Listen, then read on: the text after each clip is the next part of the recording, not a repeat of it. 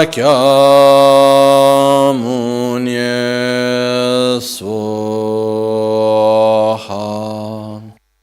Om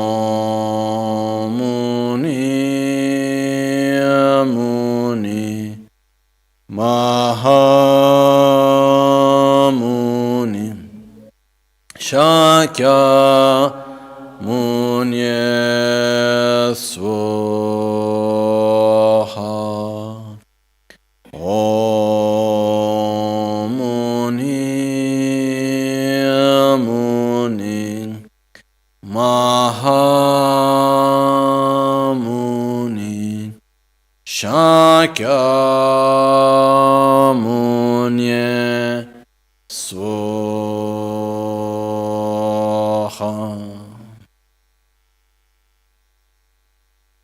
Sangye Chadan Tsoge Chanamla Jancho Pardo Dani Kyapsuchi Dagi Jinso Give Sonamgi Drola Pinchra Sangye Druparasho Sangye Chadan Tsoge Chanamla Jancho Pardo Dani Kyapsuchi Dagi Jinso Give Sonamgi Drola Pinchra Sangye Druparasho Sangye Chadan Tsoge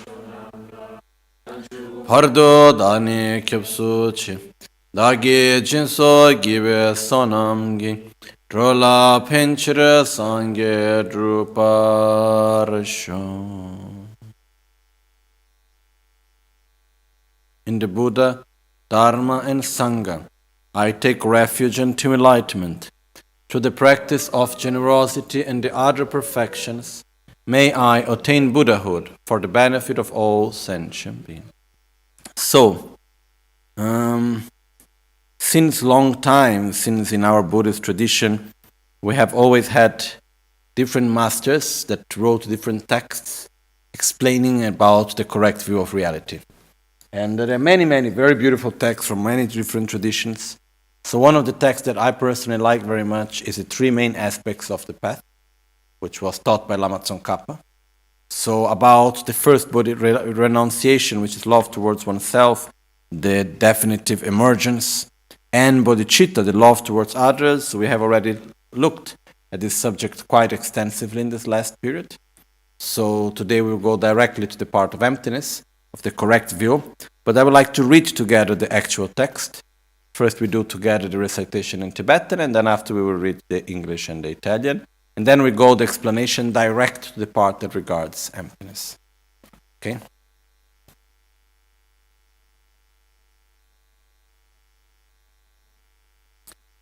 Chetsun Lama Nam La Cha Tse Lo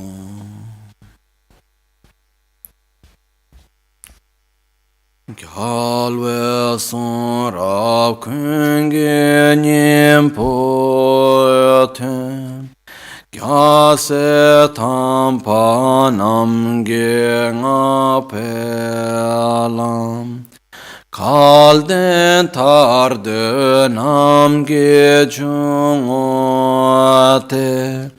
Jitra Nushin Dagi She Paracha Kanda Sipe De Lama Chashin Del Jurtun Ye Chachir Tsumpayi Gyalwa Gepe Lam La Yitempe Kalden Te Da Tangwe Yiginyen Namda Nge Chume Brasitsuyi Dendre Tenyer Shiwe Tamelan Sila Kampa Yikyan Luchenam Kune Chinchir Tomar Nge Chuncel Del Juranye Katsela long me pa ye la compezze di nang shedo lendre mi lu korwe dung enam ya ya sampe chi me nang shedom te tara kompe korwe punsola yemen ke chi tsamyang mi ke shin nyen tsen kun tu tarpa teniralo chung na te tse nge chung ke bala ne chun te yan namda sim ke ki simpa me na la me chan chubu ki pun tso de we gyuru mi gyuru we lo de nam gi chan chubu sim cho ke Shudra chu wo shi yi gyun gi ker de ka le gi ching wa tam pu dam dan zin cha gi tra we buk su tsu Mare mümpe makçe küneti mümesi parkeşin kevarun Dunga sumge günçe me paranar Ne kavdin rar gürve manamanki Manchu samane semcho ke paratsu Ne loto pe sherab midena Ne chun chanchu semla komche kyang Si pe tsa wa che parami nu pe Te chir ten re to pe tabala be Kanshi kor de chunam tam che ki Gyönre nam ya luwa me tong shin Mi pete so kanyi kun shi apam Teni sange gepe lam la shu Na wa tenre luwa me padang Tomba kelen tralwe kowani Jisi so sor nangwa te si tung Tadun tupe gongpa tokpa me Nam shire jo me barachik chartun Tendre mi lur tongwa tsamanyene Nge she yu gi zindang kunjik na Te tse ta we che ba tso pa la Shen yang nang we yue ta se lwa dang Tombe me ta se le shin tom pa ni Gyudan re bur charwe tsu she nan Tarzin tawe trok parami gyuru Te taralam gitsovo namasumanki Ne namarangi chishinto petse Embatende tsundru topkene Tengi duma nyurtu trubashilpu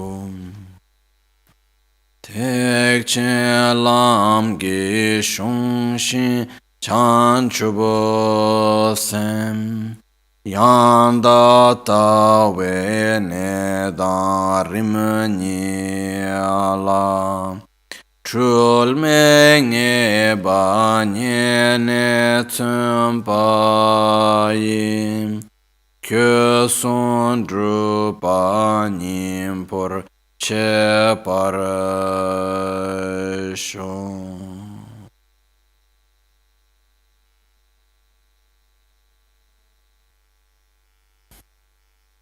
I bow down to my perfect gurus.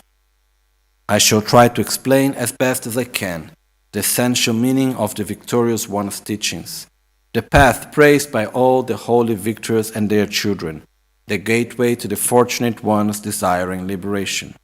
Those who are not attached to the pleasures of samsara, those who strive to make this life of freedom and endowments meaningful, who entrust themselves to the path pleasing the victorious ones, these fortunate ones listen closely. Without a complete pure renunciation, there is no way to pacify the attachment to the six pleasurable effects in the ocean of samsara. Also, by craving for cyclic existence, embodied beings are constantly bound. Therefore, seek renunciation from the very beginning. Freedom and endowments are difficult to find, and life is short. By gaining familiarity with this, attraction to the appearance of this life is eliminated. By thinking over and over again that actions and their effects are unfailing, and repeatedly contemplating the mistakes, the miseries of cyclic existence, attraction to the appearance of future lives are eliminated. When, by having trained in that way, there is no arising, not even for a second, of attraction to the excellences of cyclic existence, and day and night the intention seeking liberation arises, then the thought of renunciation has been generated. Even if renunciation has been developed, if one hasn't generated pure bodhicitta, it will not become the cause of the perfect joy of unsurpassed enlightenment. Therefore, the wise generate the supreme mind of enlightenment. Swept away by the currents of the four powerful rivers, tied by the tide bounds of karma, so difficult to undo, trapped in the iron net of self-grasping, completely enveloped by the total darkness of ignorance, endlessly reborn in the cyclic existence, seasonally tormented by the three sufferings, thinking that all mothers are in such conditions, generate the supreme mind of enlightenment. Without the wisdom realizing ultimate reality, even though you have generated renunciation and bodhicitta, it is not possible to cut the root cause of samsara. Therefore, strive for the method to realize dependent arising. Those who perceive the inevitable nature of cause and effect of all phenomena of samsara and nirvana, and totally destroy the grasping mind's object of perception, have at that time entered the path pleasing the Buddhas. As long as the two realizations of appearance, the infallibility of interdependence, and that of emptiness, the freedom from assertion, are considered separate, there is not yet the realization of the thought of the capable one. When these two realizations exist simultaneously without alternating, and merely seeing the infallibility of interdependence completely destroys the way all objects are apprehended as truly existent, then the analysis of the ultimate view is indeed complete. Furthermore, appearance eliminates the extreme of existence, and emptiness eliminates the extreme of non-existence. If you realize how emptiness manifests in the manner of cause and effect, Then you will not be taken by wrong notions holding extreme views. In this way, when you have realized the crucial points of the three principal aspects of the path, seek solitude and generate the power of enthusiastic effort. You will quickly accomplish your final goal, my child. There is one more verse here which I added into Tibetan, which was said by Kedrup Rinpoche, one of the main disciples of Lama Tsongkhapa, in which it says, Tek chen lam gi shungshin chanchu sem, yanda tawe neda rimnila, chulme ngeba nyene tsumpaye, kyosum drupa nyimpur chebar sho. May I will make a translation, literal translation, verse by verse, but it says, Tek chen lam gi shungshin chanchu sem, the mind of enlightenment, which is the main pillar, or like the central channel, the main pillar of the Mahayana path. Yanda taweneda rimnila. So to the mind of bodhicitta, that is the main pillar of the Mahayana path. To the essence of the correct view of reality, and to the two gradual stages, which is generation and completion stage of the Tantra. Once having reached a non-mistaken understanding, through effort, may I put into practice what you have taught. Okay. So, we go now back to the meaning. So we go directly to the part of emptiness. So, verse number 9, page number 9.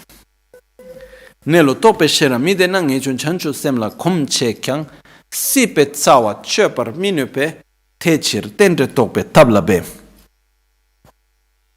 Without the wisdom realizing ultimate reality, even though you have generated renunciation and bodhicitta, it is not possible to cut the root cause of samsara. Therefore, strive for the method to realize dependent arising. So, without the wisdom to realize ultimate reality, which means without the wisdom, the state of mind that realizes reality just as it is, even though you have generated renunciation and bodhicitta, which means even though you have realized the part of the conduct, as we called this morning, which means you have generated love towards yourself, love towards others, generosity, patience, morality, and so on.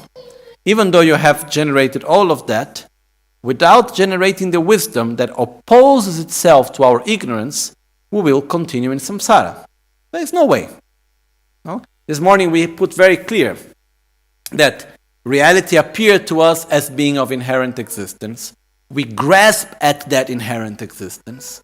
This makes us to see reality as something completely separated from us. So if something is making us happy, is that's the cause of happiness, so I get attraction to it. We see whatever, when we are suffering, we see the object of suffering as something that is the main cause of our suffering, and is that's completely separated from us, so we need to create aversion and distance from it. So we are constantly in this game. From that we have attraction and aversion. From that we have anger, jealousy, pride, miserliness, and so on, and we suffer. In other words, what happens is that without realizing wisdom, we cannot, for example, completely eliminate not even our anger. We can eliminate anger in the meantime, and we can, like, for example, keep our anger lower and, keep control over our anger and make it weaker and smaller and so on. But we cannot fully eliminate anger if we do not develop the realization of emptiness, if we do not have wisdom. We'll explain this after, why this happens like this. But the fact is that in order for us truly to eliminate our own suffering and the cause, the root of our suffering, that is our ignorance, we must realize wisdom. We must realize how phenomena actually truly exist.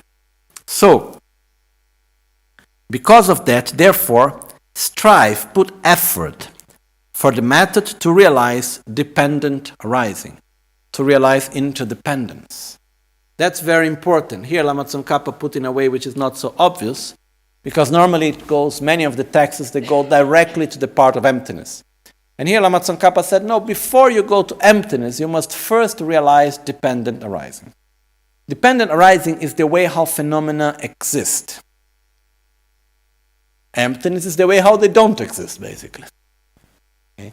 So before understanding what they lack, we need to understand what they have, how things exist. Because it's only by understanding how things exist, then we can see that our way of perceiving is not correct.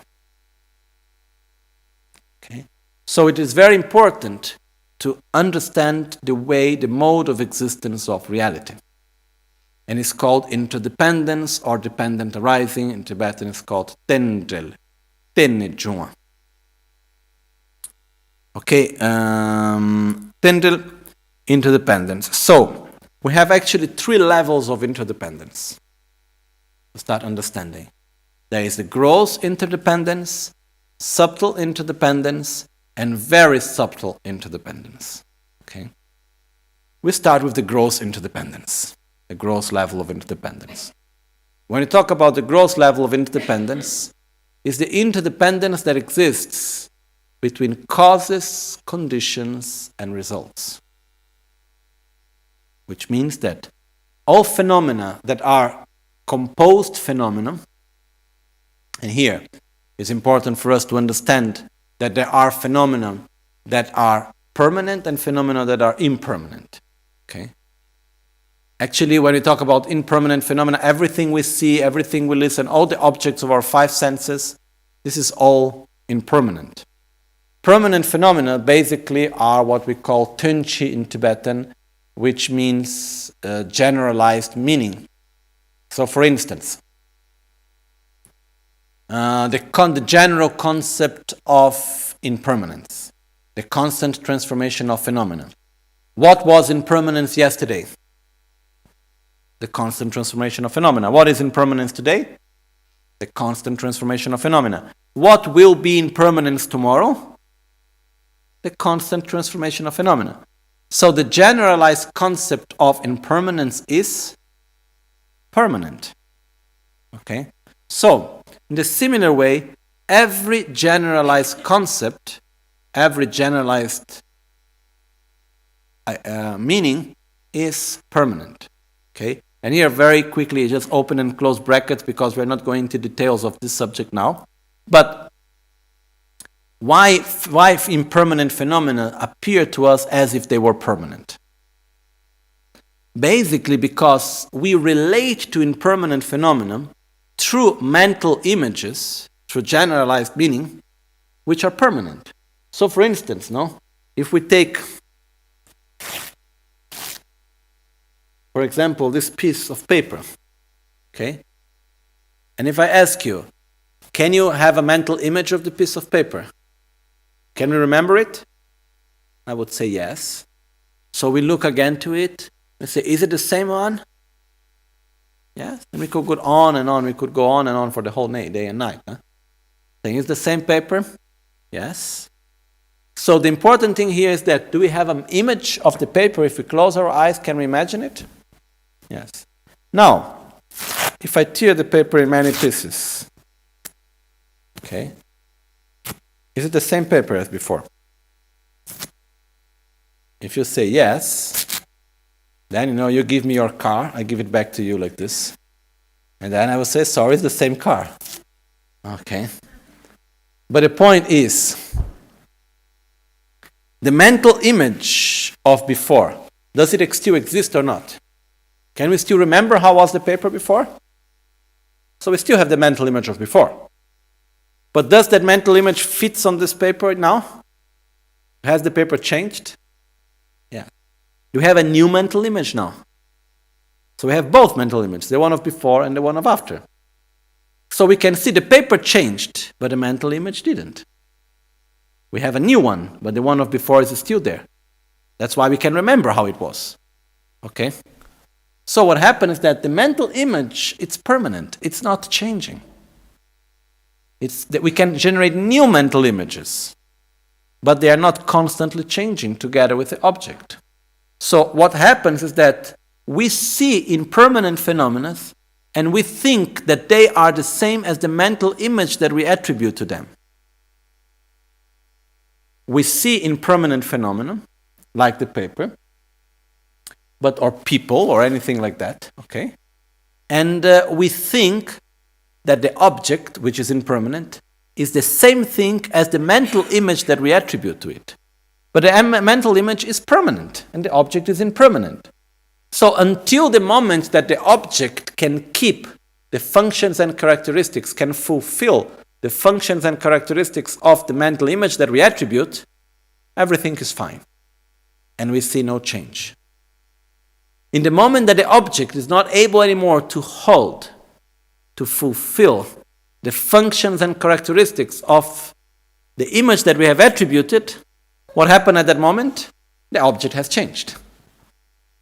But normally we blame the object and not the fact that we had not updated our mental image. Okay? With this we enter into another subject, which is impermanence. But this is just to say that they are permanent phenomena. And the fact that they are permanent phenomena and we are not aware of that is one of the reasons why we see phenomena that are impermanent as being permanent, because we relate to them through mental images that are permanent. Okay? Basically, it's like if we have something that is always moving, but we need to see it through something that is static. Okay? And we think they should match perfectly. And only when the one that is moving makes such a big movement that is not fitting anymore, that's when we can perceive that it moved. Until that moment, we couldn't see any change. Okay? So, we have permanent phenomena and impermanent phenomena. Permanent phenomena are called composed phenomena. And the first level of interdependence, it refers only to composed phenomena, only to impermanent phenomena. Composed phenomena means all phenomena that depend on causes, conditions, and results to exist. Okay? So, what does this mean? All composed phenomena are impermanent, depend on causes and conditions. It's the first level of interdependence. This is showing to us that nothing comes out of nothing, and nothing ends in nothing. Everything that exists, every composed phenomena, everything that exists within composed phenomena, they exist as they are because of a very, very complex line of cause, conditions, and results. Okay? So, if we take anything, the present moment that we are experiencing, we take anything, why is this situation as it is? Because so many causes and conditions were there for that to happen. It's never only one. It's never linear. No, and this makes me remember one time I was talking to a couple of friends of mine, and they have had, like a few weeks before, where we were talking, they had an airplane accident. And they were on this small plane for work, and in the middle of this trip there was a technical problem, whatever, and that plane went down. And they had different things that happened which made it possible for them to survive. I don't know, for example, when the plane went down, the place where it was able, if this problem happened few minutes before or after, they would have no place where to land. So they landed in the middle of a farm. And if it was just a little bit before or after, there would be no farm, no place really where they could land, only trees around.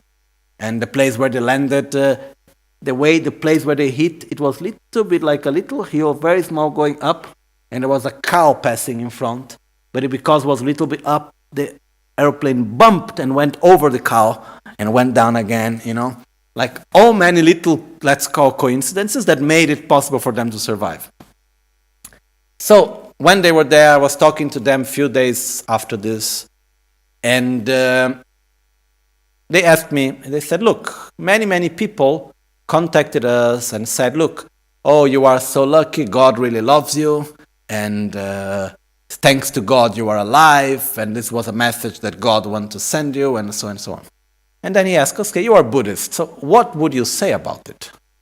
Because in Buddhism you are not talking about God in this way, so why have this happened according to Buddhism, no? And reflecting upon it, I got the following conclusion, which I think is very much connected to what we are talking. The reason why the plane went down, and it happened in the way that it happened, and they all survived and so on, is the same reason why we are right now here. It's the same reason why everything else happened. Causes and conditions put together. The only difference is that when causes and conditions put together have a result that we do not expect, we think that's strange. That's the only thing. We have our own pattern where we think, oh, this is going to go like this, like this, like that. We have the expectation that we enter the plane and the plane will land. But who knows what are the causes and conditions together, And I don't need to be afraid of going on a plane, The same thing can happen by eating. We have the expectation that when we eat, the food go in one direction, may go on another, Who knows what can happen always, no? So, or walking. We never know. So the point is that why the plane fell down and so on? Because causes and conditions were there. One person said something, the other person understood in this way, he was busy, he didn't do the maintenance, and because of this that happened, and like this we could go on, like so many things together made this to happen. It's never because of only one cause, something like this. So why things happen? Because cause and conditions are put together. We see this cause and we see the results as something strange when the result is not something we expect. That's all. If we would be a little bit more curious and in a different way, we could see how amazing is the present moment of what is happening here, Like the other day, I was walking in a road and suddenly I just looked at a light pole and I was amazed by it. I was looking at the light pole and I was saying, wow, that's incredible. Why? Because if we look and we observe, there is this material which are many atoms put together, working between them, movement, and because they work with a certain force, which was a result of the material of the iron together with another substance, and two different types of iron, they were melted, so the temperature, they were put in a way so they make one type of reaction, and this keep them there straight, working against the strength of gravity. And there they are, It's amazing. If we really look to it, nothing is obvious. So everything that is composed phenomena depends on cause and conditions. And it's a very, very, very complex interdependence from all directions. And the most amazing thing in it, it's enough that one little part is different for the whole thing to be different. It's enough one small part to change. It's like the present moment that we are experiencing here right now. How many things were necessary to happen for the present moment to be as it is from the side of each one of us? And how many of these things, how many words were listened, how many words were said, how many thoughts were had, how many actions were done, if it was not for that word, for that thought, for that action, this moment would not exist as it is. How many? So many. So by this we can see two things. One, that reality is really, really complex. On the other side, that every action, every part of it, it's fundamental for it to be as it is. Okay? So it's like, normally when you say, why are things like that? In Buddhism, what we will say? Because causes and conditions are there for it to be in this way. Like sometimes people say, oh, this cannot be like this. If it is, it's because it can. Oh, this person cannot do that. If he does, it's because he can.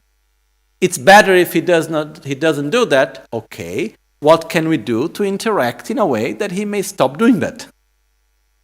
Oh, it's better that things are not in the way how they are. Okay, what can we do to interact in a way to make them differently?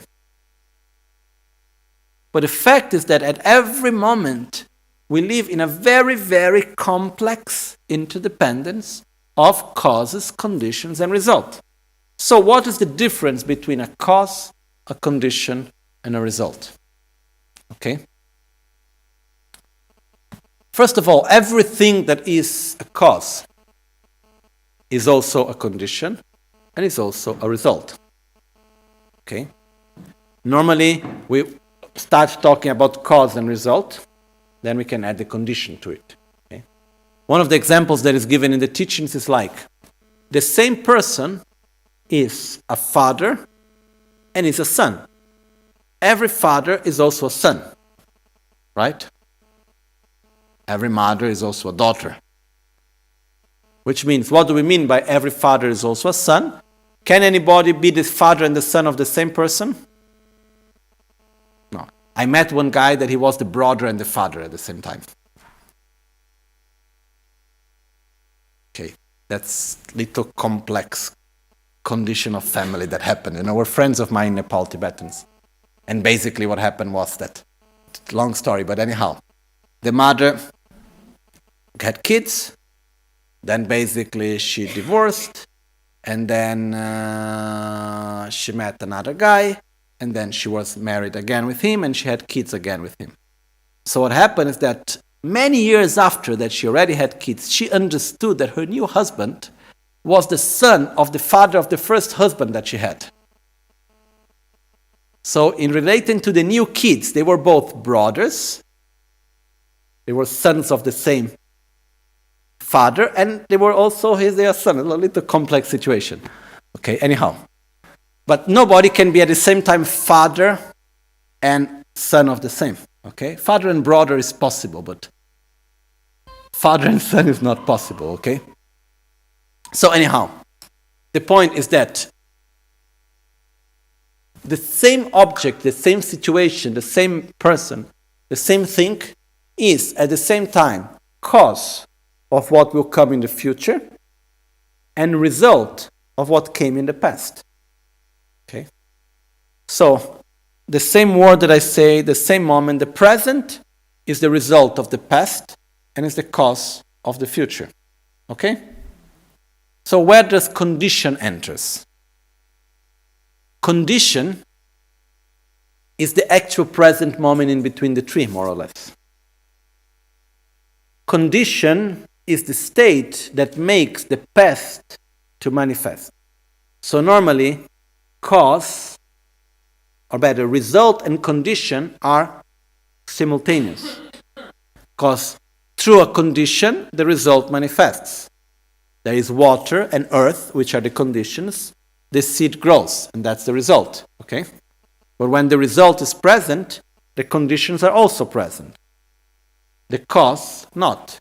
In the moment of the result, the cause is already transformed. It's not present anymore. Okay? So basically, we can have three levels of relation, which is everything is a cause of something that will happen, a result of something that have happened, and a condition for something that is happening. Okay? Let's make an example. In the present moment, it goes more into the karma way, but it's all connected. In the present moment, the actions that I do, like now talking to you, okay, with the motivation that I have, with my thoughts and my actions and everything, the actual complete action that I am doing, I am creating one cause for the future, like planting a seed for the future. I am experiencing in the present moment to this also a result of the past, because if I am saying these things and so on, it's because I studied, it's because I understood, it's because I received, and so many things that came before that makes possible for me to say what I'm saying and to do what I'm doing. So it's also at the same time a result. But at the same time, the actions that I am doing, I'm making a condition through which I make manifest one cause that I created in the past that will manifest its results through a sensation that I will experience right now in the present. Okay? Which means, this is from the karmic point of view, which is, I make an action. That action is a seed that I am planting for the future. Okay? The same action only exists as that action because other things were done before, so it's also a result. It's not out of nothing. But that same action is also like water and earth that I'm putting to make one action, one seed which I planted in the past to ripen. So it's a condition at the same time. Okay? So, cause, condition, and result are of the same nature, because everything that is a cause is also a condition and is also a result. They are just cause, condition, and result in relation to different things. Okay? So the same action, the same moment, the same thing, okay, even the book here, okay, the book is a cause of what will come just after, of the book of the future, or is a cause of the fact that when I'm going to be reading, is the book part of the cause of my reading? Yes, without the book I could not be reading. Okay? But at the same time, the book is a result of something else. Okay? And the book, it gives the possibility in the present for me also to be able to do something in the present moment. So I will make the same example more clear. The words that I read in the present, okay, are the cause of a future understanding, are the condition for the present experience, and are the result of past actions. Okay? So, everything that exists we can connect into these three levels, which is also the connection between past, present, and future, which are always connected. Okay? So even one of the definitions that is given for past, present, and future, the past are the causes that already had conditions and already had results. The present are the causes that are having conditions and are having results. And the future are the causes that have not yet had conditions and have not yet had results. Okay? The causes already exist, but they have not yet have conditions and they have not yet had results. So, basically, what I want to say is that if we look through existence around us, is extremely complex. It's so many different things put together, and in this very complex interdependence make the reality to be what it is. And the very beautiful thing of it is that if we want to make anything different, how can we do? Interacting to it. The same thing is in our family, the same thing is in our friends, in our body. If we look to the body, it's so amazing how complex it is. How many little parts, how every action, how everything we see, we listen, we touch, the thoughts, the emotions, everything, the movements, everything is interacting with each other to make what it is. So, the point is, if I want to see like Mahatma Gandhi used to say, be the change that you want to see. So if you want a better world, you should act in accordance with the better world that you want to see. We should act, we should do things of what we want to be, because we become a small part on a cause of something else. Because reality is just a result of a very complex interdependence of parts. Interaction, a constant, complex interaction in which we live. So, every action we do, every thought we have, every choice we make, every word we say, is defining our own reality. Constantly. And things are constantly in transformation. And this is, for me, so beautiful. When we really look to it and we see how amazing. We look to something, it looks so solid, but it's not. Like the light pole I was talking. How much movement is happening in there, Like, I remember one time, I was in one place, a museum, I don't remember exactly where actually, but I remember very well, it was a very, very old house, and the glass of the old house, because it was an old glass, and since many years, it was very thin in the top and very thick under. The reason is because glass is an object in movement. And through the power of gravity, slowly it starts melting down, through time. So the part down was more thick, the part above was more thin. Okay? Maybe it was not as strong as the glass that we do nowadays, for sure. But everything is in movement, and we don't perceive that. And it's such a complex interdependence for one glass to exist, for the paper to be in our hands. Everything. It's amazing. So, if we really learn how to look at this, we will be amazed by everything, actually. So beautiful. So, why do things happen as they happen? Because of a very, very, very complex interdependence. I was remembering before also when I was speaking in Italian. One time I was in Tibet, and we were in the bus going, and the road in Tibet very often is by the lake, not by the lake, by the river. The river is going down the mountain, and by the side goes the road. And we were there, very high altitude, and the place where we were from the mountain is very common. Many stones roll down from the mountain into the lake, into the river. And one friend, he looked at it and he said, "Oh, look at the process of death and rebirth of the mountain. Isn't it beautiful?" I looked and I said, "The death of the mountain and the rebirth of the mountain. Can you explain it better to me?" And he said to me, "You see the mountains, the stones rolling down?" I said, "Yes." "Okay, where are the stones going?" "The river." "Where is the river going?" "To the sea." So gradually, slowly, these stones are being taken to the sea.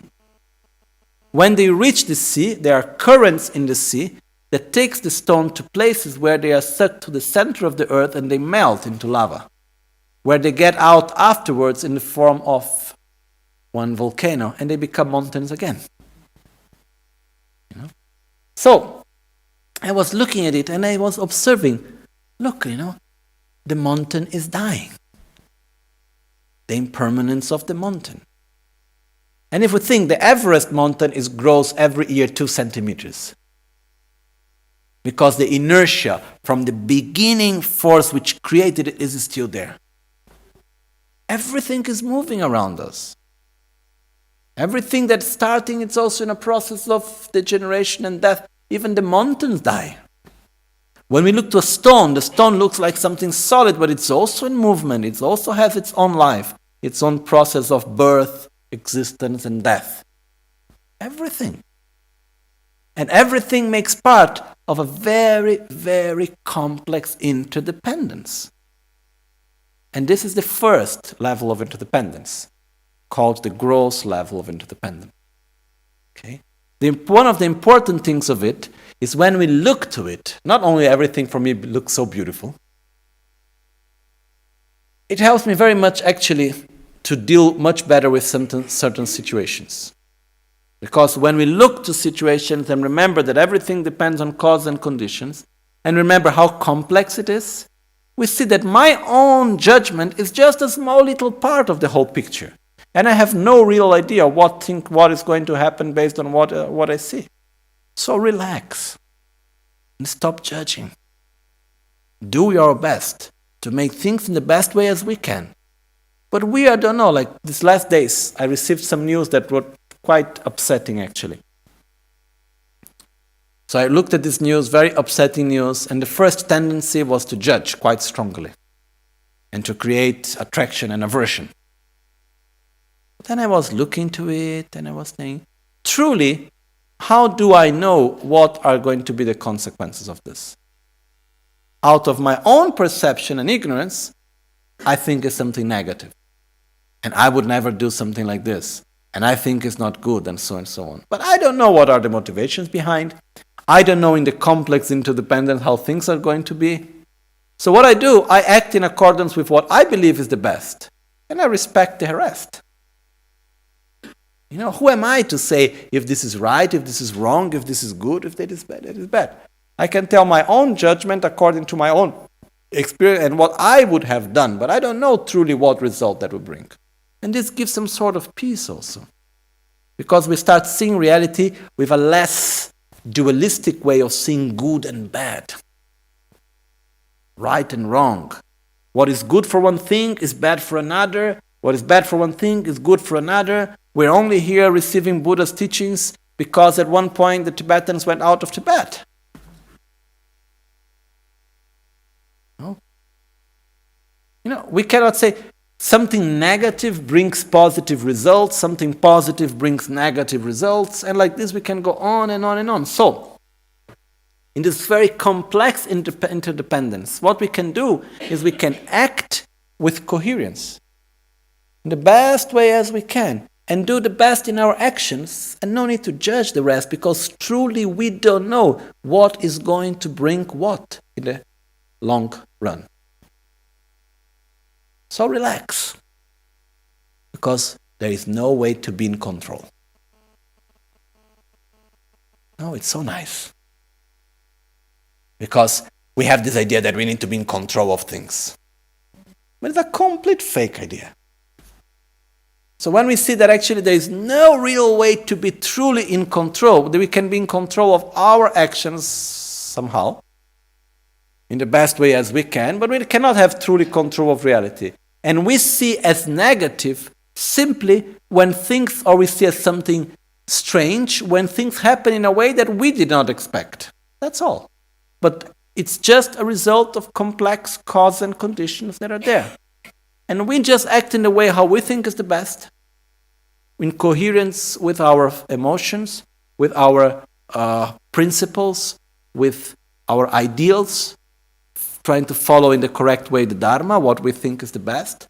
And that's it, But we live in a very, very complex reality. So it's very difficult truly to judge this is like this, that is like that. And the very interesting thing also about this complex interdependence, the concept itself of just and unjust don't exist anymore. Because what happened is that an action which I would say is not correct, yes. One thing is to say what is correct, what is not correct, what brings benefit and what brings harm. This exists. Okay? But if something happens, it's because causes and conditions were there for that to happen. If someone acts in a way, it's because causes and conditions were there to happen in that way. In that sense, let's say it's just. This doesn't mean that it's good or it's correct. Okay? What I want to say is that whenever something happens, it's because a complex cause and conditions happen for that to happen. That's all. Okay? And when we really we look at it, somehow we relax. I said, okay. And then what can I do? I just do my best to be coherent with what I think is the best. And then we move on. Okay? So this is the first level of interdependence, which is the interdependence between causes, conditions, and results. Okay? So, concluding this part, what we have seen is that actually everything that exists around us is part of a very, very complex interdependence. Okay? So once we really are able to see it, it brings us so many benefits. For example, there is no more need for us to react in certain ways because we start accepting reality. To accept means to put energy in the solution and not to remain trapped within the problem. Why I accept things as they are? Because they are interdependent, and if things are as they are, it's because causes and conditions were made to be so. If I want them to be different, where can I interact in order to make them different? That's what we need to do. Okay?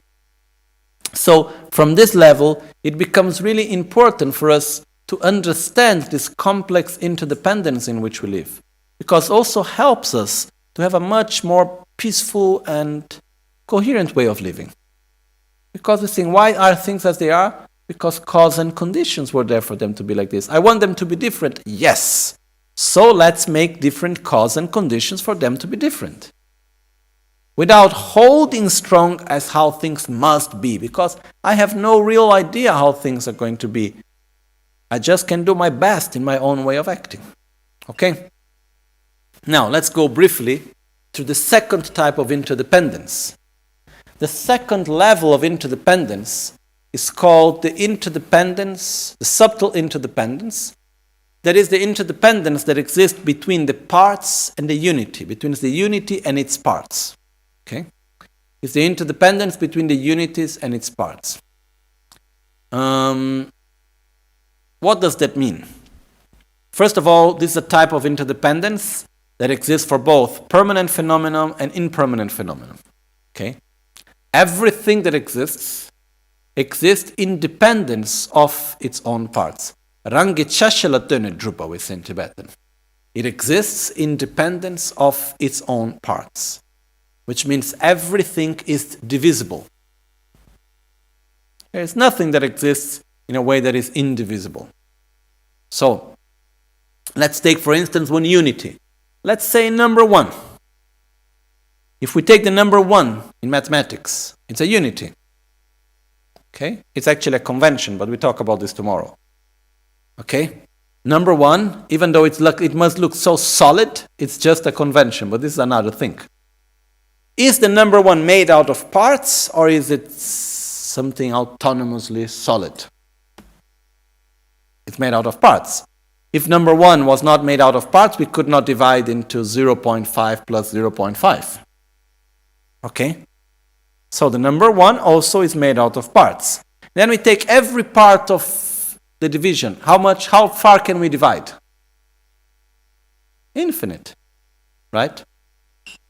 If we multiply, how far can we multiply? Infinite. So basically what happens is that if we take anything material and we start dividing, we see there is no end for it. And everything that may look very solid for us actually does not exist in such solid way. Things exist as they are out of a result of many, many parts put together. Okay? Shh. So, what happened is that things exist as they are out of a complex interdependence also of many, many parts put together. So let's make, for example, one small reflection, which I really like very much. If we look to our own hand and we say, okay, the hand is a unity, it's made out of parts. So I have 5 fingers. We take one finger, the finger is made out of many parts. So I have the top part of the finger, then we have a nail. Then we look at the nail, and then we divide the nail, divide. How much, where can I get? I get to the atom. Can I divide the atom? Yes. I have the nucleus of the atom. Then what do we have? I don't know, never studied really physics, I went to school up when I was 12. So I think there is the proton and the neutron, or whatever. Okay? And then we can go on and on and on, and we can divide it, okay? If we use another term, okay, if we look to our nail and we ask ourselves, how much can we expand outside? How much can we expand in space? Infinite. Okay? Then I will use a word that doesn't exist, but I like it. How much can we inspend? If we go and we divide, we go inside, we inspend. How much can we go? Infinite. Okay? So when we go outside, when we expand, it's called the infinite. When we go inside, how to say in English, the infinitesimal, we say. There is a specific word for that. But basically, forget about the words. Which infinite is bigger, the outside one or the inside one? Same, infinite is equal to infinite, okay? So where there is more space, outside my nail or inside my nail? Where is there more space? The same. So, there is the same amount of space inside our nail and outside our nail. So, what we are saying, there is the same amount of space inside than the amount of space outside. If we take an atom, we'll get the same thing. Okay? So basically, what is saying that when we see that everything can be divided into parts, we enter into the relativity of it. Okay? So the second level of interdependence, that everything is divisible, and everything that exists, every unity exists in dependence of its own parts, brings us to the relativity of space and the relativity of time also. Because if we take time, okay, time does not exist in an absolute manner also. If we take time, we divide. How much can we divide time? Infinite. How much can we expand, basically? Infinite, supposedly. So what happened is that And when we divide, how big is one time? It depends on the way how you experience it. There's so many other things. Like this friend of mine, he's a professional surfer. And then one time he likes very much taking these very, very big waves. I don't know, 10 meters, 15 meters wave, this incredibly big waves. And it happened few times that he went under the wave. And he stayed for more than 5 minutes turning around. Okay? It happened like around for 5 times that. And that at least at the time that he told me. I don't know after. But for 2 times, he said that he lost completely consciousness and they needed to resuscitate him. Okay? And he stayed for such a long time down there. And when he lost consciousness, at these 2 times, he saw like a film of his own life. Since his young age and then childhood and going through all the things that happen in his life. Okay, now we are not here to talk about death, the process of death or all of this, but the fact is that in that time, how long did it last for him?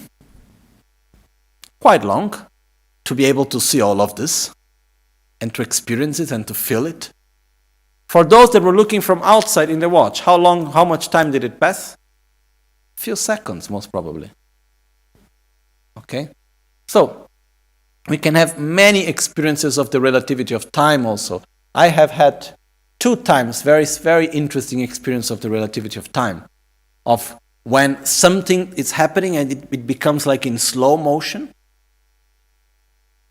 And then suddenly everything becomes, even the sounds become in slow motion, like, and this happened 2 times for me. 1 time in India, 1 time here in Albagnano. And it's really interesting because we can see that something that is lasting for seconds can be experienced as a long period. Okay? What I want to say is that why this can happen, because everything is divided into parts. And if we start entering into the parts, we see actually how it's much larger, much greater, much longer than what we may expect to be. It's like if we think the fact that our body has more living beings in more bacteria living in our body than human beings living in the planet. Okay?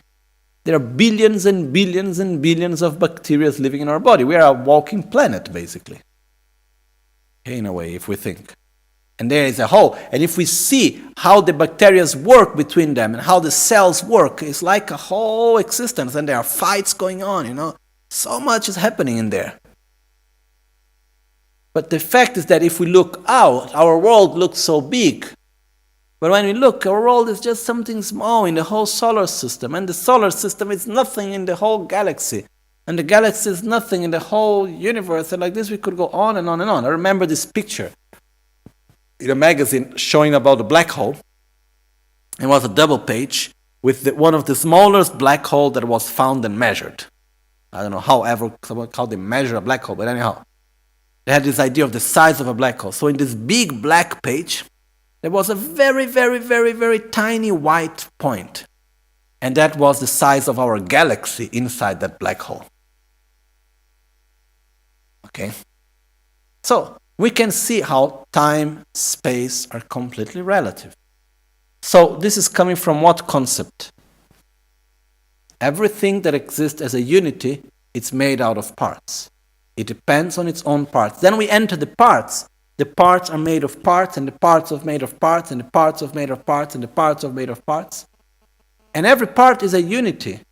And every unit is a part of something else. Okay? So, basically, this brings us to another level of interdependence. It brings us to a level of seeing that things are not so solid as they appear. But the fact is that when we look at reality around us, it appears to us as time and space being absolute and not being relative. We think this is like this because it's like this. And we are not understanding that, okay, I am looking from one perspective. Okay? So here we open a whole other subject, which is the whole aspect of relativity.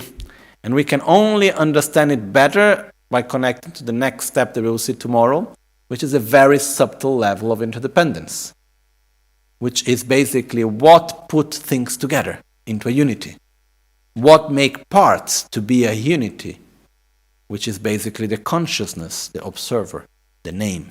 Okay, but tomorrow we will see with more time about it, okay? So we have gross interdependence, which is already very powerful, but we can see that it's gross compared to the subtle level. And also one beautiful thing of the subtle level of interdependence is, if we want to make a change in any unity, the only way of making the change to the unity is interacting to its parts. So for example, let's take a very practical use of this concept. I have a lot of anger. I want to change my anger. How I do? Divide it into parts, as there is this normal saying which says, if you have a big problem and you don't know how to deal with it, divide it into small problems until it gets to a size that you know how to deal with it. Okay? I have the big anger, all the anger is too much, divide it into the anger to this person, that person, that person, and that person. Then you take the anger of one where you think you can start dealing it. That's still too big. Take the anger of the morning, the anger of the afternoon, the anger of the evening. Take the anger of this type of situation, that type of situation, and so on.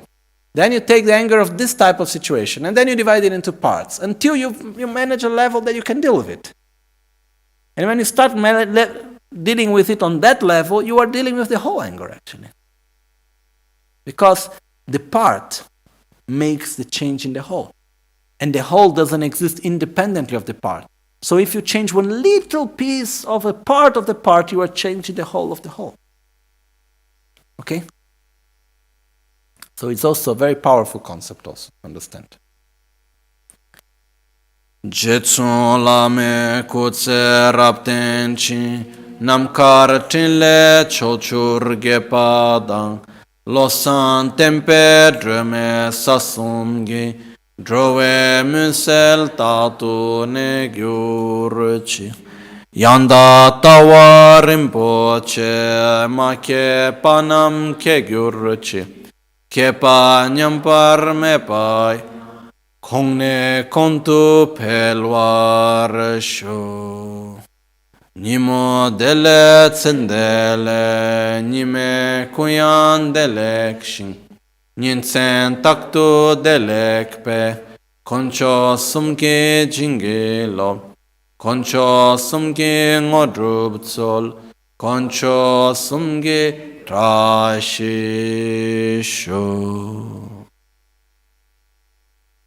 At dawn or dusk, at night or midday, may the three jewels grant us their blessings.